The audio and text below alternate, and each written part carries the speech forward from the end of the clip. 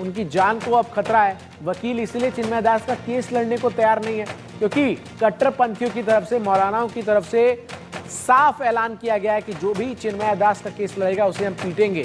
और ऐसे में सुरक्षा बंदोबस्त ये देख सकते हैं आप, जो जवान हैं वो बांग्लादेश पुलिस है कि किस तरीके से आपको चारों तरफ जो वकील हैं उनके आसपास नजर आएंगे और कड़ी सुरक्षा के बीच चिन्मय दास को जो है वो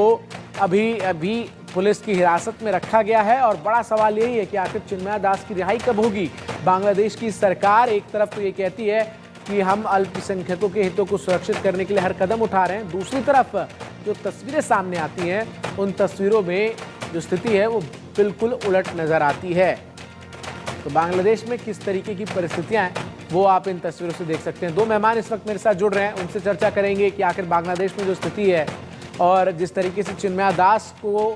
रिहा करने से रोकने के लिए वकीलों को धमकाया जा रहा है उसको लेकर वो क्या कुछ सोचते हैं। मेरे साथ राजपुरोहित मधुर जी हैं जो कि हिंदू धर्मगुरु हैं, बहुत बहुत स्वागत है मधुर जी आपका। मेरे साथ मुफ्ती शमुन काशमी हैं जो कि मुस्लिम धर्मगुरु है, काशमी जी स्वागत है आपका। मेरे साथ निपुण आलम बयान है, विदेश मामलों के जानकार हैं, स्वागत है निपुण जी। और मेरे साथ योगेश कुमार सोनी हैं, वरिष्ठ पत्रकार। सबसे पहले मैं राजपुरोहित मधुर जी से ही शुरुआत कर लेता हूँ। मधुर जी,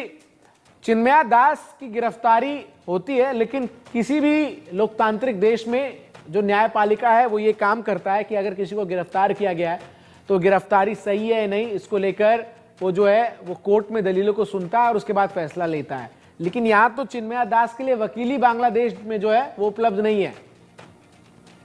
बहुत ही दुखद खबर है ये। और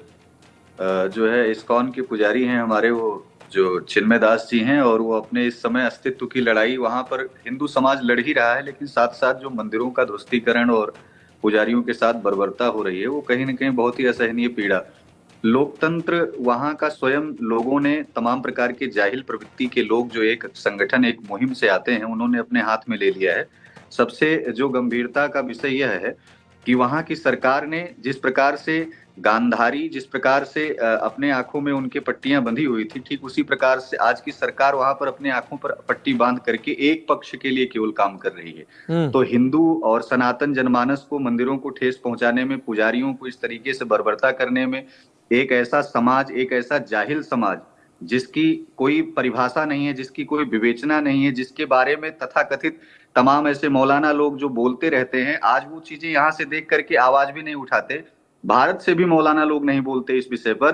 कि आज परिस्थितियां हिंदू समाज के साथ बांग्लादेश में क्या हो रहा है। भारत जैसी राज्य में, भारत जैसे देश में, जहां पर देखा जाए कि यहाँ धर्म और तमाम समुदायों के, पंथों के लोग अपने आप में स्वतंत्र रहते हैं हर बात को अपनी रखने के लिए, क्योंकि वो समरसता और सद्भावना की बात करते हैं, जो कि यहाँ पे भी बहुत सारी ऐसी परिस्थितियां विपरीत हो जाती हैं। लेकिन मुझे लगता है कि अगर बांग्लादेश में यदि एक समुदाय के साथ ऐसी परिस्थिति का निर्माण हो रहा है तो खास करके भारत से ये जितने भी यहाँ के लोग हैं, पक्षधर हैं, हिंदू सनातनी तो इसमें लगे ही हुए हैं, संत महात्मा द्वारा मुहिम चलाई जा रही है, लेकिन साथ ही साथ हमें लगता है उन मौलवियों को, उन मौलानाओं को भी इस पर आकर के आगे बोलना चाहिए, जिससे यूनुस सरकार की ये सोई हुई जो नींद में बैठे हुए लोग हैं वो थोड़ा जगें और पुजारियों के साथ बर्बरता थोड़ा कम हो, वहां पे परिस्थितियां थोड़ा अच्छी हों, बेहतर हों। और रही बात की जो वकीलों को मारने पीटने की, लोकतंत्र अपने हाथ में एक कौम, एक समुदाय के लोग लेने का जो कार्य कर रहे हैं, यह बहुत ही दुर्भाग्यपूर्ण है। इसके पहले सरकार में रह रही शेख हसीना जी जो थी,